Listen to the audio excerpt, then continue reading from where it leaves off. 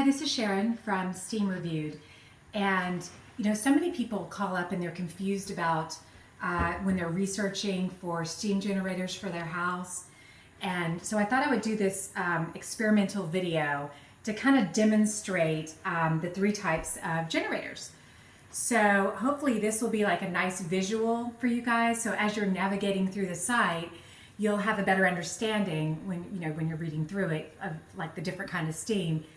It's nice to have like a little visual here. So, so there's three types of generators. There's the dual tank, there's the atmospheric, and the single tank. So first we're going to do the experiment on the single tank.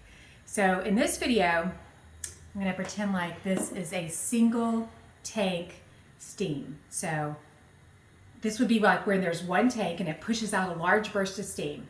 So this will be the first steam. So see all that steam rising after that burst of steam? We first put that first burst of steam that came in.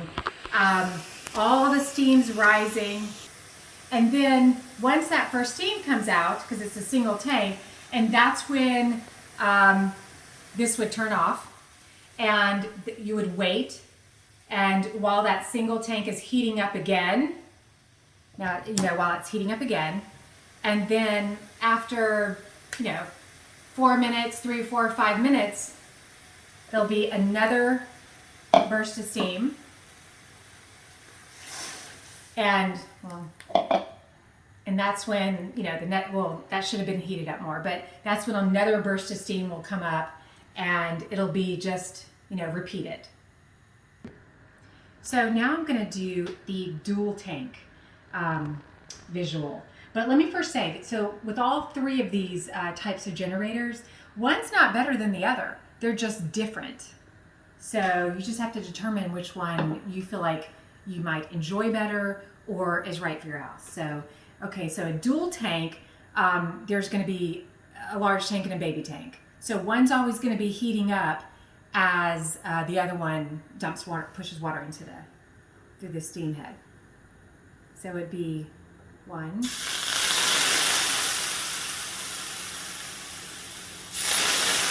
So it's more consistent.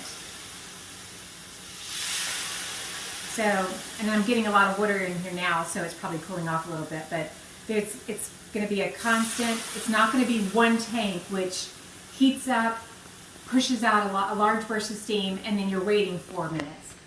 So that's dual tank. So the third type of steam generator is atmospheric. So this one does not work under pressure. It's not like a pressure cooker. It's atmospheric. So with this one, I'm going to take this bag. So I'm going to be able to drip just a small stream so it's continuous. And this one has the least amount of fluctuation, so less degrees of variance. Here we go. Let's see if I can do this.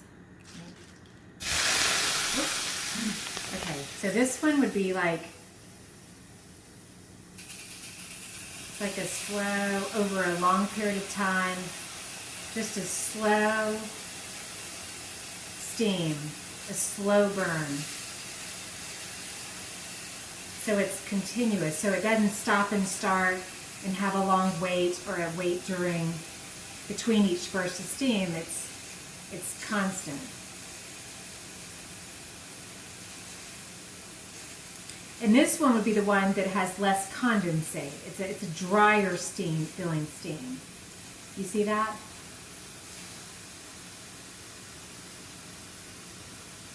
Where it's constantly steaming at the same rate, at the temperature that you set it on. So also on this site, we're going to explore steam in depth, but we're going to help people understand what different things are. There's going to be a lot of buzzwords in there, a lot of things you might not understand or haven't heard before. So things like what are steam traps and how to avoid them. I wrote down a couple of things that would be helpful to understand at front before you start your research. What is latent heat and how it heats up the walls? Because if there's too much condensate, it'll heat up the walls and it'll feel more like a sauna rather than a steam room. So you don't want to go there. You don't want the walls to heat up more than the steam. So you'd rather have the walls be a little cooler. So that's another one. People are always asking about sizing. So what happens if you upsize? What happens if you get a larger kilowatt generator than you need for your room? So what happens is there's going to be too much grams of steam hitting your legs or hitting the room where it's not going to be as comfortable. It's going to be too hot, too much condensate, and it's going to stop. It's going to stop quicker if you upsize to a larger generator. So we're going to go over all that. Do you want a 15 psi or a 20 psi? That's the range that most generators are out there. So, or do you want atmospheric, the third type? There's also the thermoclines. So if your ceiling is 7 foot, you don't have to worry about it. But if it's like 8 to 10 feet, then you're going to have that like if it's not 7, if it's like 10, you're going to have 3 feet of like right under your ceiling that's above your head, and that's where that sweet spot, like all that steam rises. And if you're wanting to stay in that sweet spot of like 111 to 115 temperature, it's going to be over your head once the steam rises, as opposed to our 7 feet, it's lower, that it'll be still surrounding you. So that's really some of the important stuff that you need for when you're researching that we're going to go over. So while you're gathering all your info, well, now you're ready to begin your research journey.